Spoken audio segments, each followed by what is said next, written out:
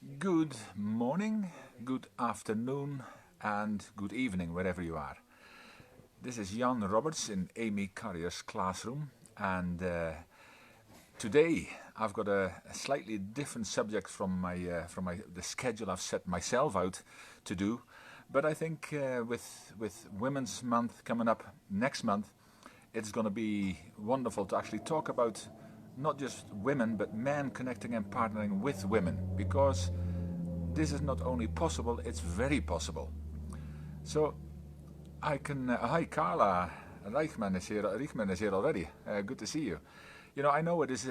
I'm just going to talk a few minutes before I start because I would like to give people a chance to get online. But hi, Carla. And it is actually important to talk about these things as well. But before we do that, I know there is a lot of people, in Amy Carrier's classroom, because we are now in, I believe, 88 countries, and that's all congratulations to Amy, who had a dream to start something global, and we have been privileged to be invited to this. And hi, Arthi, I knew you'd be online. And even if you're only online for a moment, Carla, it's always appreciated. Your support is appreciated. Know that. And to have actually access to a global platform for us as well, and to be honoured and privileged to be part of this global movement, where we actually have at the moment about a dozen, and I think there's a new one coming tomorrow. I think Amy's going to introduce a lady from Israel tomorrow as a new mentor.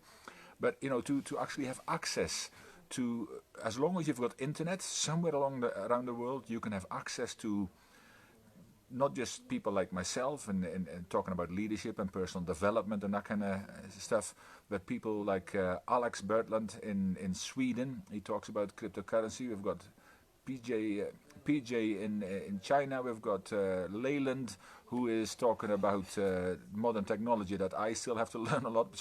So it's not only that you can learn from us, but we can learn from you, and we can learn from each other. And that is amazing. And I know this afternoon I'm a bit earlier than normal because I'm traveling to the UK tonight, and I need to be on my way to the airport on a time I normally would be online. But if you are not here, because another thing that's happening today, some great things. We have the Wimbledon Final with, as you can see in the corner, the South African flag there. And we are in South Africa. We've got a South African in the final, I believe, for the first time. And I watched the other day when he won by 26 games to 24 in the final set. I mean, 99 games played, 6.5 hours. I mean, incredible athletes. And also today we have the World Cup football final between France and Croatia, and that's, I think, going on at this precise time. But I mean, it doesn't matter what goes on around the world. This will be there for a short period only, and we can talk about something that is very important, and I think that should be addressed a little bit more often, and we should go in a little bit more depth. I will be on for maybe only about 30 minutes, 45 minutes today, so it's not going to be a long one. I mean, if you're on and the football started at just a few minutes ago, you just missed the first half. You'll be okay for the second half. But if you're, of course, supporting your teams, I wish you all good luck. And it's great to see these things coming together. And I think people have enjoyed all those kind of things, men and women together. And that's a great thing about sport as well. I watched a film not so long ago on the way here from Ireland, because we were in Ireland, and it was Invictus. And it made me realize how, I talked a bit about sport, because it made me realize that sport does bring people together. Like when they did in the World Cup, the World Rugby World Cup in '95, it did in the Football World Cup here in South Africa in 2010, and with all the challenges. It is not about religion, about anything else. It's about sport, and people come together regardless whether you're a man or a woman. And nobody says, oh, you can't come and watch a rugby because you're a woman, or you can't come and watch football because you are a rugby fan and this is football. No, everybody comes together. They dance in the streets, they shout for their teams, and they even dance together on the... Hi, Itchy King. great to see you again. Even on this Sunday, lovely to have you there. And so, to have men and women partnering together, I'm gonna start just now, and what I want to start with today is to talk about some of my observations through the few years that I've lived so far, and a big part of that has been in the oil industry. Now, for most people, when I mention oil industry, they think about it as a man's world. It's a tough man's world, and it is just men who do those kind of things, but not so, and even less so now, I'm glad to say. But for a long time, the idea and the perception man had. Hey Alex, thank you for watching. See, our fellow mentors are supporting us here as well. We've already got Artie on, which of course my partner I would always appreciate it and fully expect it. But Alex, where I just mentioned him, he's the guy from the cryptocurrency. If you need to know anything, watch on Amy's Carrier's Classroom series when Alex is on, because he knows cryptocurrency and he'll help you in so many ways that you get knowledge that maybe you can't get anywhere else, but actually somebody sitting in front of you telling you these kind of things, and you be able to ask questions, and from you as well. I expect and would love you to stretch my mind and ask me questions, because I don't know everything. I know something, and that's what I'm glad to impart that with you. So to go back to the oil industry is where we have very few women in the oil industry, and dare I say most of them actually were working in offices. But even at that time, I remember when women used to walk across site with a hard hat on and their coveralls and all that kind of stuff, but the kind of way they got treated, and not necessarily always what people said to them, but what they said about them and all that kind of stuff, and that is nothing to be proud of, but it is something that happened a lot, and in some areas it still happens. Now, these were sexist remarks, and sexist remarks have no place in our society. If we ever want to become and live together as a society, then it's the same as racist remarks, religious remarks, all those kind of remarks about historical differences, historical pasts, but also sexist remarks in the same group. There is no real need for them. It never was. And certainly, if we wanted to change our society, change our families, change our communities, change our companies, and indeed change our countries, then maybe we really have to start changing ourselves first, our own mindsets. So if we still have prejudices and perceptions of, and today I'm talking about men and women, so if you're a man about women, and equally women have about men, then it's time that we stopped all this and started thinking a little bit more globally, a little bit more inclusive. And with the oil industry, it was so, and I think especially Norway was in the platforms in the Norwegian sector, they were really a front runner of having women on an equal footing in the oil industry, because for most of us in the oil industry, even going offshore, and my youngest sister was a stewardess on the platforms, and so they were mostly either serving food, doing the laundry, cleaning, and all those kind of menial jobs. But now women are prominent in the oil industry. They have been for a long time, by the way, but even more so because I think I actually heard this the other day that females are now outnumbering engineering graduates. So that's also in the engineering industry. There's a lot of it. These people are employed in the oil industry, but on the platforms there was a lot of women doing the same job, and why not? I mean, it's not as if we have to lift heavy things. I mean, in fact, safety-wise, it's prohibited now.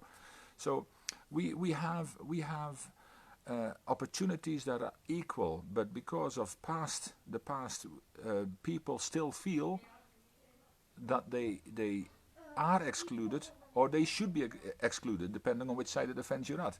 But I'm saying is no.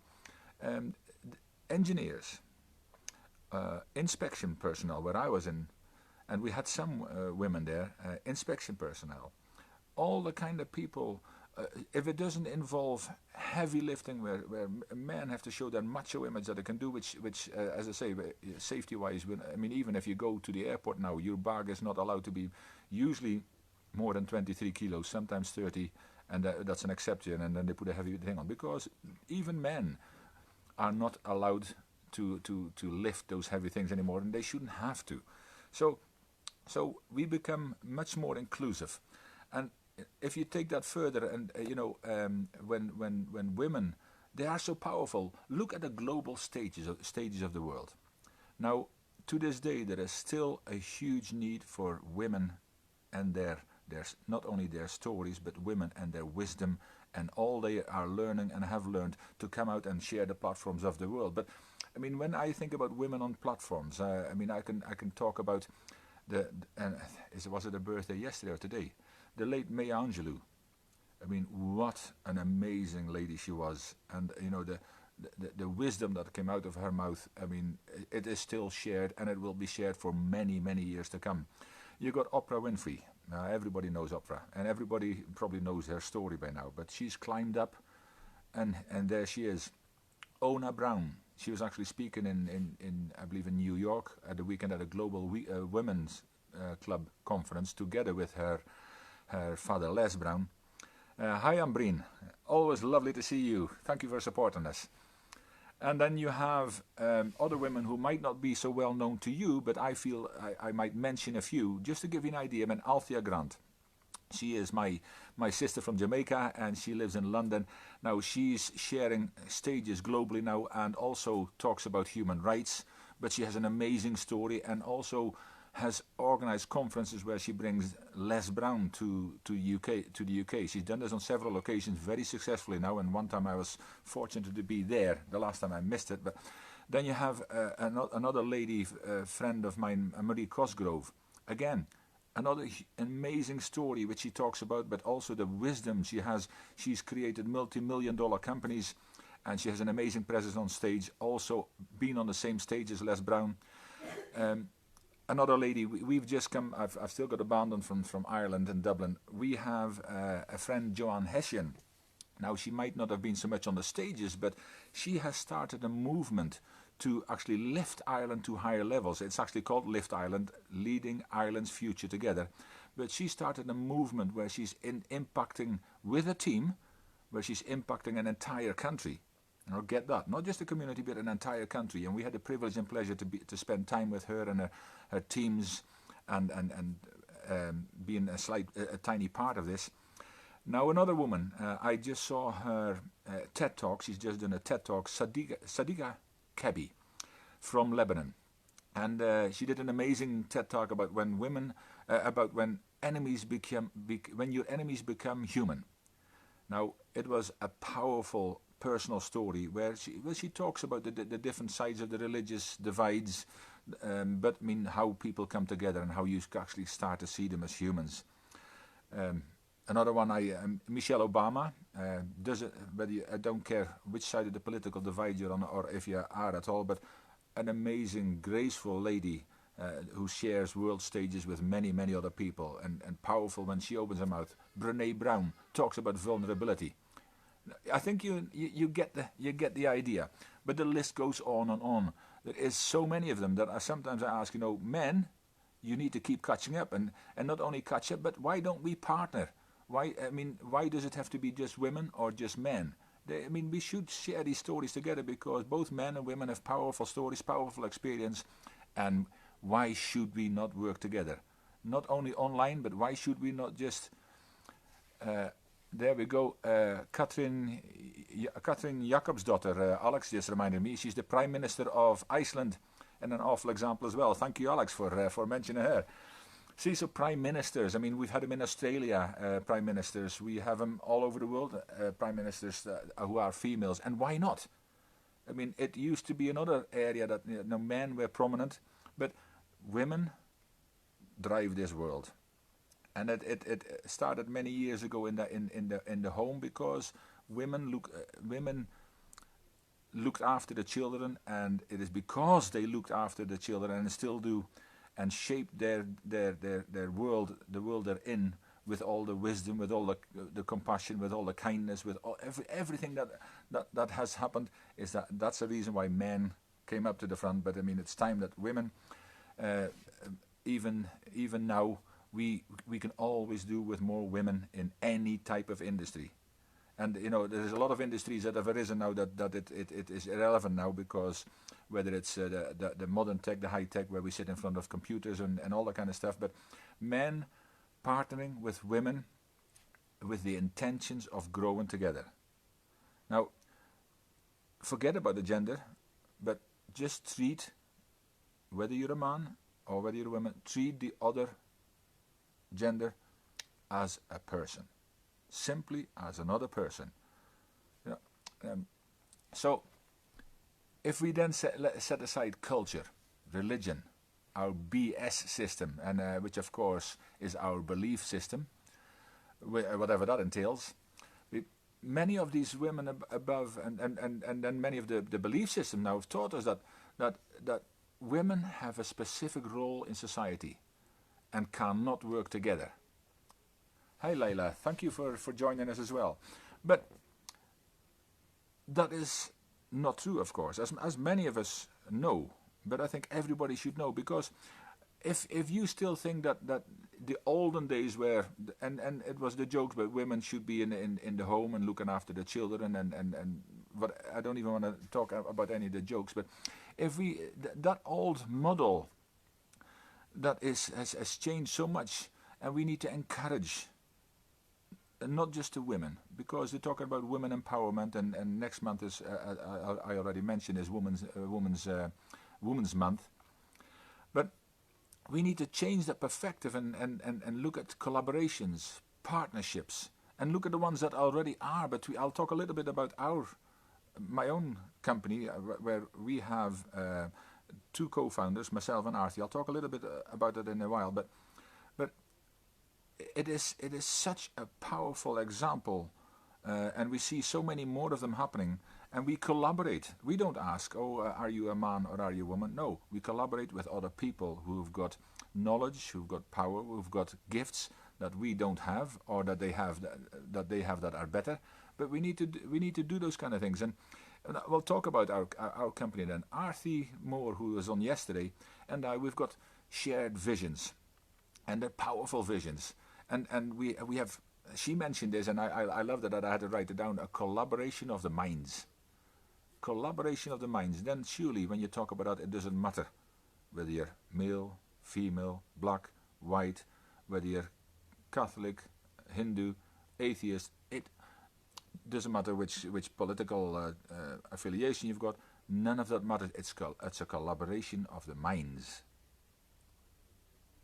Now, I want you to think about that, because that is so powerful, and the way we actually get on so well is and growing and expanding our team and our vision and everything we do. We start actually earlier today. We start talking about, before I go off, what is it that we can do better for ourselves and together, and we bounce ideas of each other. Actually, last week we went away for a day just to actually sit there brainstorming and where are we going to take this, and we talked about a conference where we bring women and men together, which is happening next month. But it's what it comes down to. It's a team effort.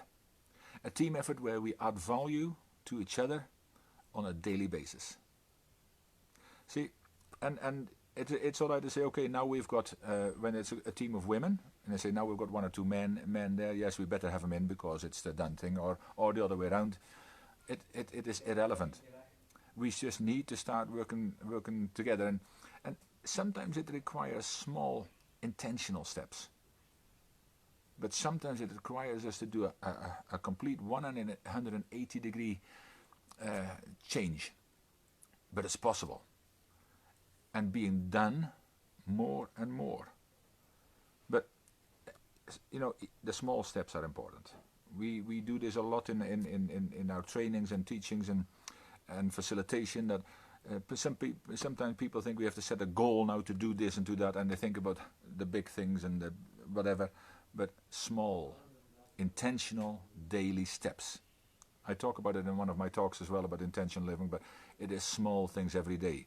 How can we integrate more? How can we partner more? How can we collaborate better with the other sex, with the other gender? And I'm saying that because it doesn't matter whether you're a woman, listen to this, and I've always got quite a few women, young ladies on this platform, and I know there is a lot, and there's also a lot of men who maybe have never thought about it because of their beliefs and what they've been brought up to do, but more and more, I believe we all see on a global platform, just as this. I mean, I don't even know how many men and women we have, but I know there is probably a fair ratio that it's probably around about 50-50. The more I think about it, of the men and women, especially tomorrow, Amy is bringing another lady from Israel on board, so join Amy tomorrow as well, so you can learn a little bit about yet another mentor that has been carefully selected and chosen to actually join us and add value to you, the public, as we are hopefully do. But the whole idea is we can celebrate Women's Month, but not by separating gender. We can celebrate by bringing men and women together, and that's why, and it's been Arthur's brainchild. She wanted to start a different movement, because yes, we can spend a month on women and congratulate women for what they've done, and also encourage other women for what they can do more, and encourage other women to be more. But is it not so much more powerful? And I'm just asking, is it not so much more powerful if we can actually do this together?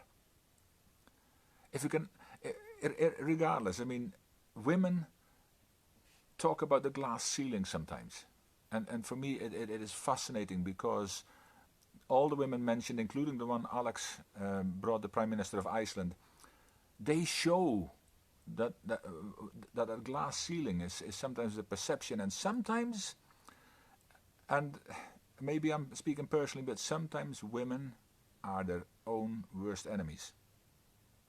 Because as long as we keep talking, and I see it in men when they don't get promotion, I see it all the time in both genders, but as long as we keep talking about what is not possible for us, because, remember, the 1 minute mile, the 1 minute mile, that'd be good, the 4 minute mile, it was not broken because everybody said it wasn't possible, so there was a lid on it, there was a ceiling.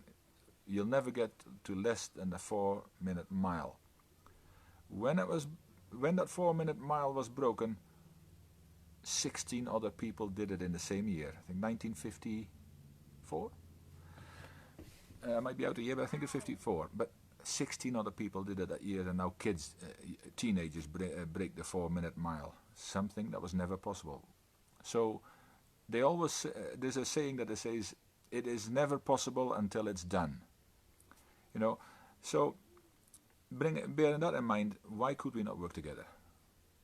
Why could we not just? And I'm sometimes thinking, what is the stumbling block of men and women actively working together? The title of our conference on the 17th of August here in Johannesburg is "Ladies and Gentlemen Unite." Now, in the middle of Women's Month, all of a sudden, we're going to say, hold on a minute here. Let's bring men and women together. Let's see how we can collaborate. Let's see how we can have fruitful partnerships. Let's just see what can happen, and what we know what does happen when collaborative minds, powerful minds come together. Sit around the table, start building businesses together, start building futures together for those that are not as fortunate as ourselves. So there is so much we can do. So much more we can do. And I believe so much more we need to do. But as long as we keep focusing on one side, I don't even know if there is a Men's Month, by the way. I couldn't even tell you, and it's not important to me either. It's the same as Mother's Day. We have a Mother's Day and a Father's Day, and I think every day should be Mother's Day, because of the very important role ladies have had in society, ever since life began. And that should be celebrated. But let's now celebrate and say, okay, let's get together.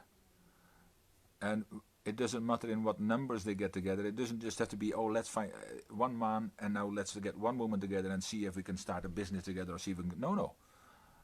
It is irrelevant how many of either side come together. But let's not stop ourselves because of the perception we've got. And here, from me as a man, let me not stop me from collaborating with women, which I don't, because I see human beings, nothing else in color, creed or whatever. But let's not think of anybody else, and we're talking about men and women here. Let's not think as men that women can't, women won't, women have this, women have that. Let's not think about excuses. Women, let's not complain. I can't say let us not complain, but please, also from your side as well, don't complain about what is not happening this now. I mean, everything is possible, but sometimes things take a bit longer than expected, but everything is possible. I even see that in the Middle East now there is a lady, and I can't recall her name just now, but there's a lady who's the first lady in the Middle East ever who is actually the head of the stock exchange. Everything's possible. You are possible and everybody matters. So why don't we just get together? Why don't we just say, okay, stop the excuses, stop our belief systems, let's just put it all aside and say, this is what we want to achieve. What can you bring to the table? This is what I'm bringing to the table. This is the kind of stuff I need people to bring to the table for this to become successful. But it's all possible. So I think I have only been probably on about half an hour, but I don't think I need to be saying much more about it. Hello Samara, great to see you. I don't need to say much more about it. I just want you to start thinking about the possibilities. Ladies and gentlemen can unite. And when we start uniting, when we start the collaboration of our minds, regardless of our gender and anything else, we will start a movement that will change our communities, our organizations, and indeed our countries. Look back at some of the examples I mentioned earlier on, and look what some of these women have achieved, what some of these women are achieving, because most of them have a team. Most of them are actually working together with men. Does that not tell you something? Look at their teams. Look if there is only men or only women, but as it's more and more so, the better teams are just teams that come together because of the gifts and the power they bring to the table and the insights. What does your team look like at the moment? What would you like your team to look like? If not at the moment, next week, next month, next year. What would you like your team to achieve? How can this be done more successfully? Are we excluding people because of whatever? Are we excluding the other sex purely because they are? And you can only answer that. But I would like you to really change your mind, get a different mindset, start looking at the way we can celebrate each other, where we can work together, collaborate, find partnerships, and change everything in our families, our communities, and our countries, and indeed change this world. It is all possible. You are possible. Let's start. Ladies and gentlemen, unite. Thank you very much, and I will look forward to my next session, but in the meantime, this is Amy Carrier's classroom. I am Jan Robberts from Key Leadership Institute, and I want you to, if you are not on Amy Carrier's classroom yet, there is probably more than 6,000 people from all around the world, 88 countries now on this classroom, in this classroom. Go to Amy Carrier's classroom page, sign up. You have to answer 3 simple little questions, but everybody's welcome. And if you have any questions, let's have them. Even if they're on the Facebook page afterwards, I will do my best to answer some of them.